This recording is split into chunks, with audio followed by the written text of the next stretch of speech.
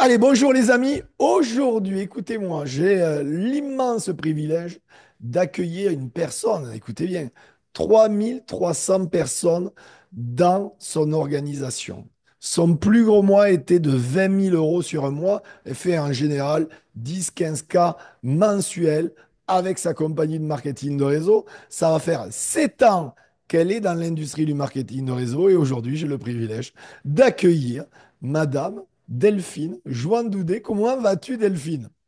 Je vais très bien, Michel. En tout cas, je te remercie pour cette invitation. Je te suis depuis un moment et c'est avec un grand honneur que j'ai accepté de faire l'interview avec toi et de partager avec tous tes auditeurs.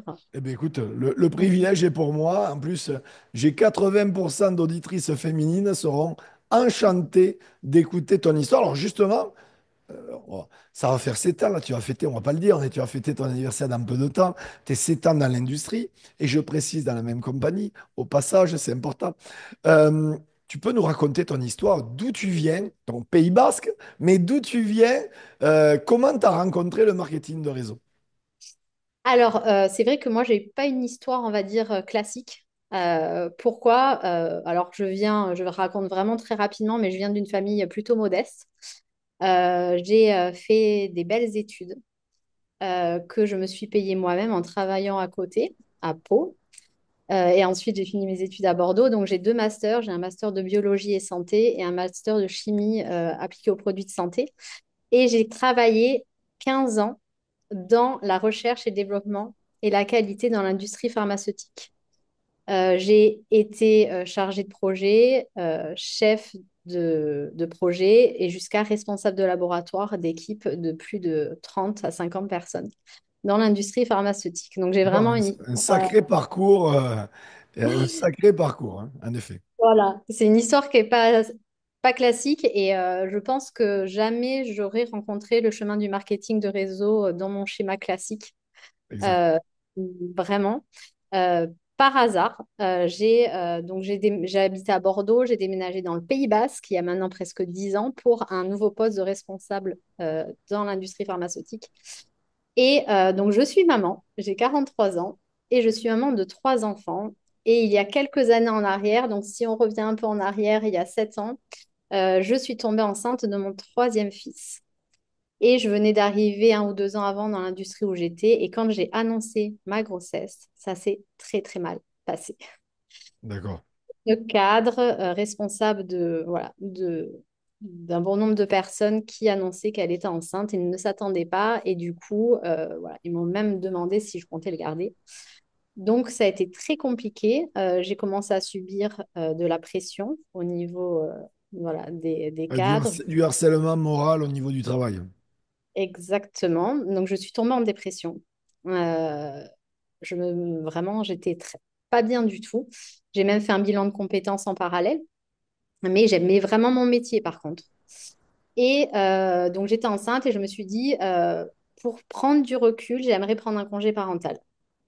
Mais bah, j'ai un gros salaire. Enfin, j'avais aussi un salaire important quand même dans la maison. Donc, j'avais besoin d'un plus pour pouvoir prendre un congé parental, chose que j'aurais jamais pu envisager avant.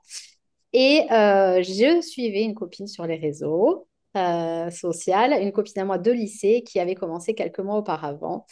Et j'avais vu qu'elle s'était lancée dans une industrie avec des produits de santé, bien-être. Donc moi, par contre, c'était mon domaine. Ça t'a Donc j'ai parlé de suite. c'est ça. J'ai d'abord étudié vraiment les produits, la qualité des produits, les certifications, parce que moi, je ne suis absolument pas vendeuse, j'étais absolument pas sur les réseaux. Ce qui me parlait, moi, c'était le produit. Voilà. Donc, j'ai étudié ça, je suis vraiment tombée amoureuse des produits. Et du coup, je me suis lancée en me disant, bah voilà, je vais déjà gagner un petit complément et on verra bien ce que ça donne. Vraiment sur un coup de tête. Par contre, quand je commence un truc, en général, je le fais pas à moitié. Donc, quand je me suis lancée, j'ai vite compris que ça pouvait être quelque chose de très puissant. Mais c'est comme si on m'avait ouvert des œillères, où je m'étais dit, mais en fait, comment ça se fait que tu n'as jamais connu ça avant? Donc, j'ai ouvert des œillères, j'ai compris. Au bout de 3 semaines, j'ai été rencontrer un des top leaders qui s'appelle Séverine chez elle, enceinte de 6 mois, je crois. où je lui ai demandé de me raconter son histoire, comment elle avait fait pour arriver là, combien elle gagnait, enfin voilà. Donc j'avais besoin de, voilà, de comprendre un peu comment ça fonctionnait. Donc au bout de 3 semaines, au bout de 1 mois et demi, j'ai enceinte de 7 mois, j'ai traversé la France pour aller à Lyon à mon premier événement, l'ouverture du marché français de la société. Et là, ça a été une révélation. Je pense que c'est hyper important d'assister aux événements, Ça c'est ce t'a qui donné fait. la vision. Et ça m'a donné la vision. Et la vision, pour moi, c'est le plus important. J'ai compris que des personnes pouvaient transformer leur vie grâce à cette industrie et qu'il n'y avait pas de limite. Ouais, ça, c'est Et important. ça, ouais, et ça, pour moi, c'était quelque chose qui m'a permis de voir une vision à très long terme. Parce que moi, je suis quelqu'un qui a besoin de vision à long terme et ça m'a donné une très belle vision. Au bout de 3 semaines, je parrainais ma première personne que j'emmenais avec moi à mon premier événement. Et après, voilà, ça a été crescendo où j'ai vraiment commencé à présenter l'opportunité, mais vraiment à partager ce que je vivais. Et, euh, et, et des relations se sont créées.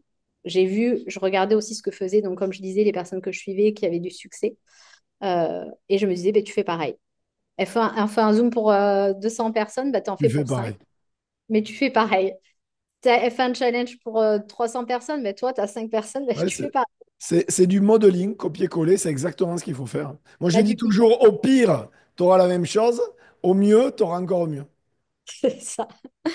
Donc voilà, ça a fonctionné et crescendo, bah, j'ai commencé voilà, à travailler avec des leaders et à avoir une vision à long terme. Donc j'ai accouché en même temps, hein. J'avais bébé au sein pendant que je faisais les zooms, j'allaitais, j'avais pas de mode de garde, j'ai 3 enfants. Ouais, tu t'es Donc pas trouvé d'excuses et tu as pu, en parallèle de ta vie de maman, bien développer ton business. C'est d'ailleurs ce qui attire de plus en plus de femmes dans l'industrie. Il y a 76 à 78% de femmes dans l'industrie. et je trouve ça formidable parce que c'est peut-être bête, alors pour certaines personnes, ça va pas leur parler, mais je n'étais jamais allée chercher mes enfants à l'école. Et ouais. J'étais cadre, je travaillais de 7 heures, j'entrais à 19 heures, je ne voyais pas mes enfants. Ouais, non, mais je comprends.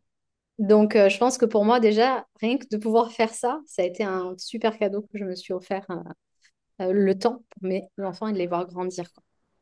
Alors, moi, je voudrais savoir, c'est quoi ton état d'esprit? C'est quoi ta routine de travail? Tu fais ça au feeling, tout est planifié, tout est ordonné. Il y a un plan vraiment qui est structuré ou c'est plutôt au ressenti ou c'est peut-être un peu de tout. Voilà, je sais pas. Si tu pourrais nous partager un petit peu, voilà, une journée type ou en tout cas comment tu fonctionnes pour développer ton business. Alors, je sais un peu moitié-moitié, c'est-à-dire que j'ai une partie feeling et une partie organisée. Bah, quand j'avais mon enfant au sein, enfin, voilà, il fallait quand même que j'adapte en fonction des enfants. Donc, tu as forcément un peu feeling. Par contre, je suis hyper disciplinée. Vas-y, Euh, Aussi bien dans le sport. Tous les jours, je fais du sport depuis que j'ai 20 ans. très bien. Donc, j'en ai fait jusqu'à 7 mois de grossesse. J'ai repris à 1 mois après avoir accouché d'une césarienne. Voilà, j'ai une discipline qui est et tous les jours, j'ai ma discipline. Euh, au- je me fais une to-do list tous les jours de choses que j'ai à faire par semaine. Et je sais ce que je dois faire, je sais ce que j'ai à faire. Et j'ai toujours fait ça dans mes anciens métiers aussi, hein, où j'ai des listes de choses à faire. Moi, ça m'aide énormément à structurer. Bah, quand on est maman, on a 3 enfants. Je m'occupe aussi de ma maman qui a la maladie d'Alzheimer. Donc, ça me fait, voilà, j'ai des journées assez chargées. Donc, voilà, moi, je me crée des listes de choses à faire. Je suis quelqu'un qui est énormément dans l'apprentissage, c'est-à-dire que je suis hyper curieuse. Je pense qu'on apprend, je serai une éternelle étudiante. Mais c'est bien, Euh, c'est ce qu'il faut. Vraiment, je sais qu'on peut devenir meilleur, je sais que voilà que c'est hyper important. Et aussi, je suis une femme d'action. C'est-à-dire que, parce que il y a beaucoup de personnes qui apprennent, qui adorent apprendre, mais qui ne Et passent qui pas à l'action. n'agissent pas, exactement. Qui sont en mode toujours passif et non pas en mode actif. C'est ça. Moi, j'apprends, j'agis et j'apprends de ce que j'ai fait, du coup, pour ajuster après en fonction. Mais voilà, j'ai toujours fonctionné comme ça et voilà, je fonce quand même dans la réfléchie, mais je passe à l'action tout le temps, au Ouais, quotidien. C'est tu mets en application, tu apprends, mais tu mets en application directement et après tu fais les réglages nécessaires. C'est ça. Et je pense que c'est important parce que souvent, on attend que ça soit parfait, ou alors on attend de se dire, ouais, il faut que tout je comprenne. Ben, quand j'ai parrainé ma première personne, ça faisait 3 semaines. Je connaissais rien. Eh oui. Mais c'est pas grave, en fait. C'est pas grave. Donc, c'est ça qui est important, c'est de comprendre, c'est de passer à l'action. On apprend comme ça. Et c'est toujours, voilà, j'ai toujours fonctionné comme ça dans l'activité. Donc, je pense que c'est important vraiment. Et comme tu as dit aussi tout à l'heure, quand on va à son premier événement et qu'on a une vision, la vision et du coup qui amène le pourquoi. Et je pense que ça aussi, c'est important parce que si on attend d'être motivé, on ne va pas faire les choses. Par la discipline, on va les faire. Et du coup, quand on a cette vision-là et ce pourquoi, ça va nous permettre de garder cette discipline parce qu'on sait pourquoi on l'a fait. Oui, et puis toi qui fais du sport, tu le sais, on n'est pas tous les jours motivé à la salle de sport. Moi, j'avais les centres de remise en forme, donc je connais bien. Et s'il n'y a pas justement cette rigueur, cette discipline, cette autodiscipline, ben, la motivation ne suffira pas. Complètement. Et je dis souvent à mes équipes, c'est pas un sprint, c'est un marathon. Et pour préparer un marathon, bah, ça ne se fait pas du jour au lendemain. Moi, je prépare un raid sportif pour une association caritative et je sais que bah, ça ne se fait pas du jour au lendemain. Et on va tomber, là en ce moment, je suis blessée. Voilà, il faut s'en remettre. Enfin, je veux dire, c'est vraiment petit à petit entraînement par petit entraînement, petit pas, mais que ça soit hyper régulier. Et c'est vraiment ça. Notre activité, c'est la même chose. Être entrepreneur, c'est ça. Alors, justement, je voudrais que tu nous partages euh, peut-être une expérience ou une anecdote, parce qu'en 7 ans, tu as dû en avoir des anecdotes, un obstacle que tu as rencontré dans ton parcours de networkeuse, euh, que les gens se rendent compte que c'est pas tombé du ciel. Voilà, c'est pas tombé du ciel, la chance, tu l'as provoquée. Il n'y a pas eu de la chance par hasard, hein. Si tu en es là aujourd'hui, c'est que tu as fait le job. Mais je veux que les gens se rendent compte que ben, toi, à la place des autres, ben, la plupart auraient baissé les bras et toi, tu les as pas baissés. Est-ce que tu aurais peut-être voilà, une histoire à nous raconter, quelque chose qui t'est arrivé et ça a été peut-être compliqué sur le moment, mais tu n'as rien lâché et c'est pour ça que tu es là aujourd'hui. Euh, alors moi, la chose la plus difficile que je trouve dans notre métier, d'accord, et qui est la plus belle aussi pour moi, c'est l'humain. C'est exactement ça. C'est-à-dire tout est parfait sauf l'humain. C'est la réalité aussi, hein. Le X, c'est l'humain, en fait. Mais le C'est système est ça. parfait. Mais c'est là, voilà, on fait du marketing relationnel, donc c'est avec les contacts relationnels, donc c'est l'humain et c'est la plus belle chose aussi parce que moi, c'est ce que j'aime dans ce métier, Bien mais sûr. c'est aussi le plus difficile. C'est la plus difficile parce que bah, parfois on est déçu. Quand on démarre, on est jugé. Même mon mari, quand j'ai démarré, il m'a demandé qu'est-ce que je faisais. Voilà, ça a été difficile pour lui. Il m'a vu travailler pendant des heures, faire des zooms tous les soirs. Voilà, bosser. Pourtant, après, ça a été le plus grand de mes soutiens. Je l'ai emmené à mon premier événement et après, ça a été le plus grand, c'est le plus grand de mes soutiens aussi. Mais ça a été aussi compliqué parce que quand, en fait, les gens qui sont autour de nous ne comprennent pas ce qu'on fait, c'est difficile à leur faire entendre et pourquoi on se lève le matin et pourquoi on continue. Donc ça, c'est quand même assez difficile. Et surtout, moi, par rapport au statut que j'avais, j'ai été énormément jugée. C'est-à-dire que j'avais un côté où, bien évidemment, j'avais quand même, je pense, déjà l'esprit, mais les gens se sont dit, non, mais attends, elle a craqué. Elle était responsable de laboratoire, elle est devenue vendeuse de produits. Ouais, souvent, il y a une histoire d'image. Moi, je le vois beaucoup avec l'école blanche, tu vois. Je coach même des politiques qui font du marketing de réseau, dont je ne peux pas citer le nom, mais qui font du marketing de réseau avec leur épouse. Et l'image, ou des gros chefs d'entreprise dans le système traditionnel, il y a un gros souci d'image. C'est vrai que sur l'école blanche, le gros souci, c'est l'image. L'image, ouais, l'image, c'est compliqué. Alors, j'ai souvent pris les critiques justement comme, on va dire, tremplin. C'est-à-dire que plus j'en prenais, plus je me suis dit, ben, je vais leur montrer. Je vais leur montrer que c'est possible et je vais leur montrer tout ce qu'on peut réaliser grâce à cette activité. On m'a souvent dit, voilà, mais pourquoi tu fais ça? Qu'est-ce que c'est ton truc? Et aujourd'hui, maintenant, on peut me demander, mais comment tu as réussi? Alors que pendant longtemps, longtemps, on me disait, non, mais c'est quoi ce truc? Dans quoi tu t'es lancé? Oui, et Ça a d'ailleurs, été le plus dur, c'est dans ces périodes-là où c'est le démarrage, où on est tout jeune dans l'industrie, où on n'a pas spécialement de succès. Et les gens d'ailleurs, dites-le moi en commentaire, hein, si vous vous reconnaissez de ce que vous partage vraiment Delphine, parce que je suis convaincu, il y en a plein qui vont se reconnaître, parce que le plus dur, c'est là, en fait. Parce qu'ils Ouais. n'ont pas encore les gains financiers, le succès qu'ils recherchent, mais ils ont les attaques de l'environnement le plus proche. Parce qu'encore, quand c'est les gens qui ne connaissent pas, bon, ça passe. Mais c'est les gens le plus proches, le plus difficile à gérer sur le point émotionnel. Mais moi, enfin, c'est toujours le cas, hein, c'est-à-dire que ma famille ne comprend toujours pas ce que je fais, hein.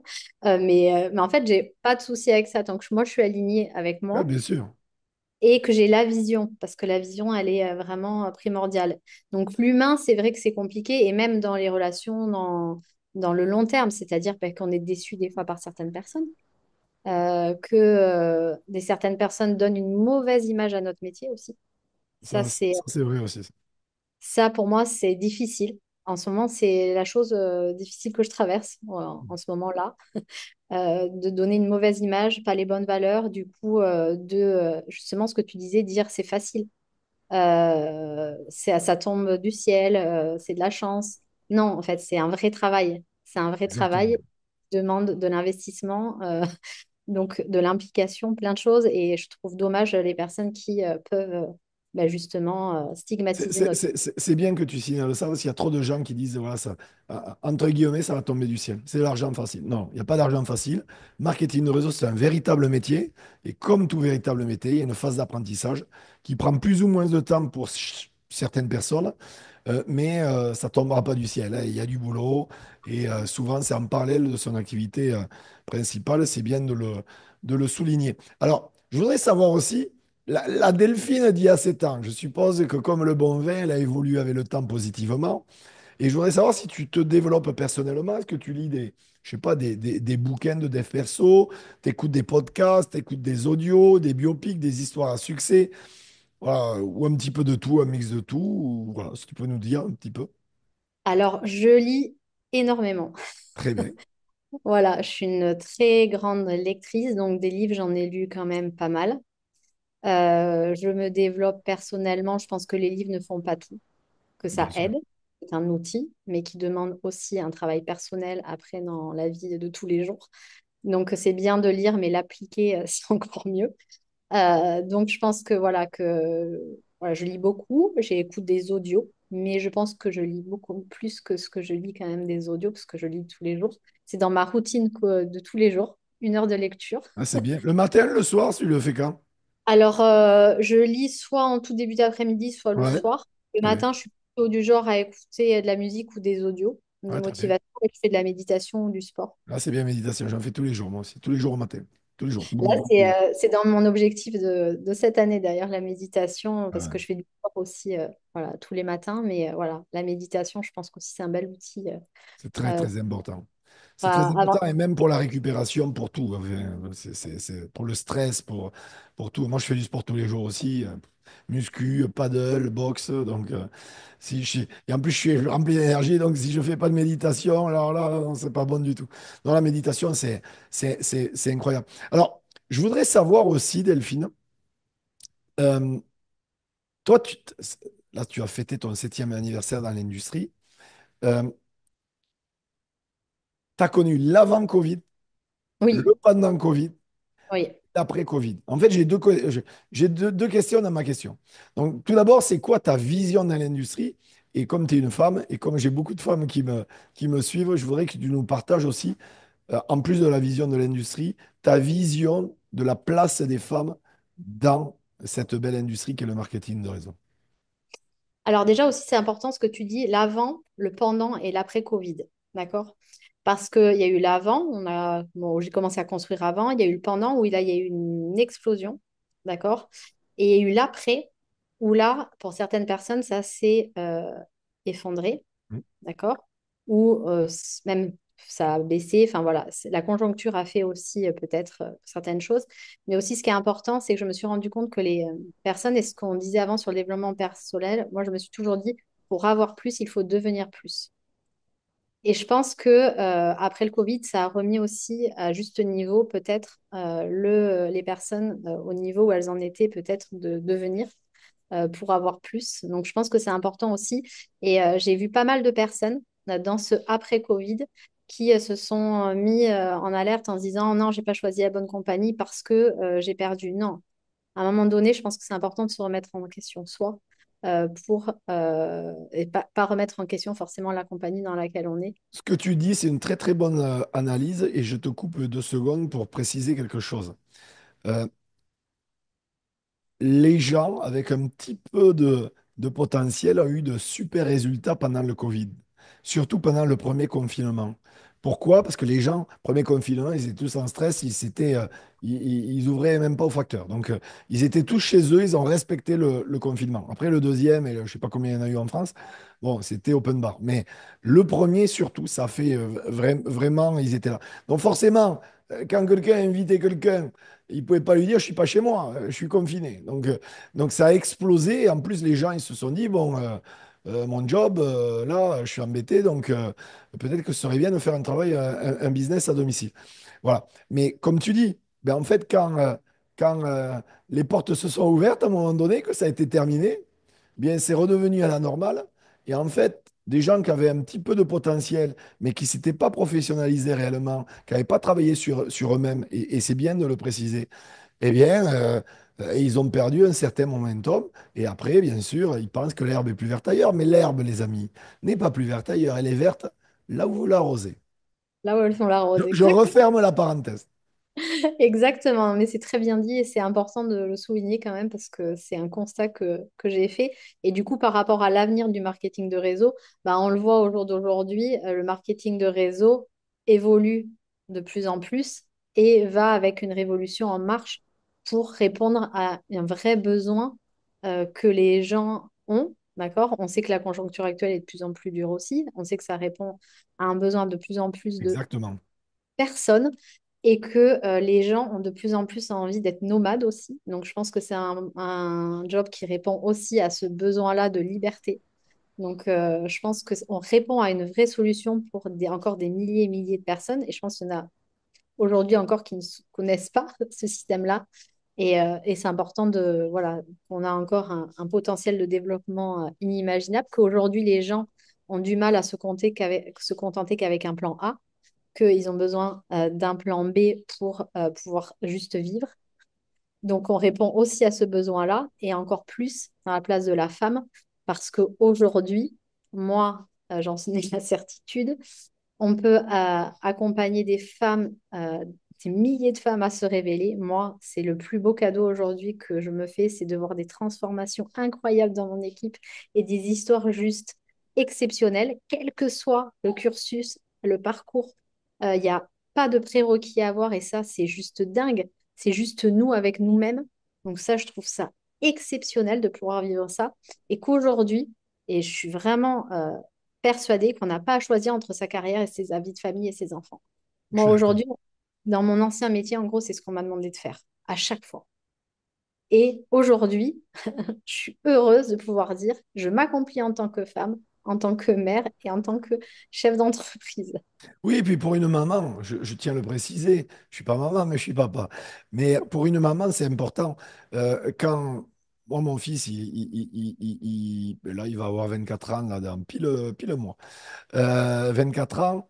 Et c'est vrai que on ne se rend pas compte, surtout quand les enfants sont en bas âge. Mais c'est les meilleurs moments, ils sont là. Parce qu'après, à l'adolescence, il commence à y avoir les copains, les copines. Bon, on commence à être mis sur la touche progressivement.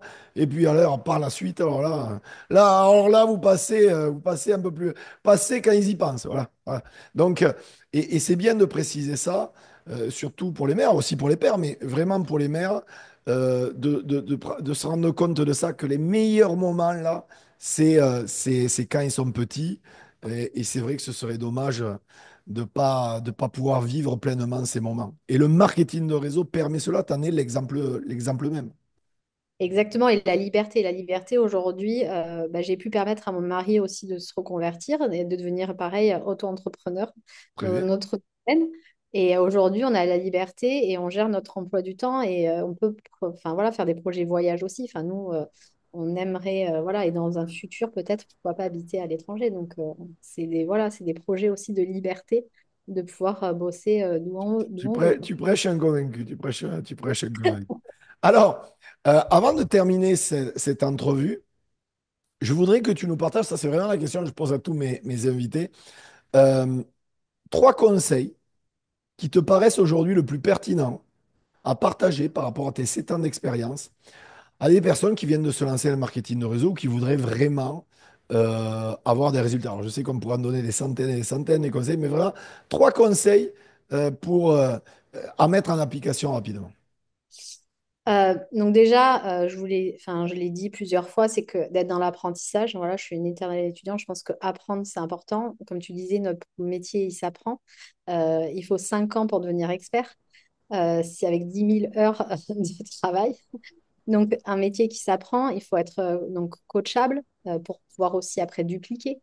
Donc ça, c'est quand même hyper important et avoir la bonne attitude parce que notre attitude, et je retiendrai toujours cette phrase, détermine notre altitude.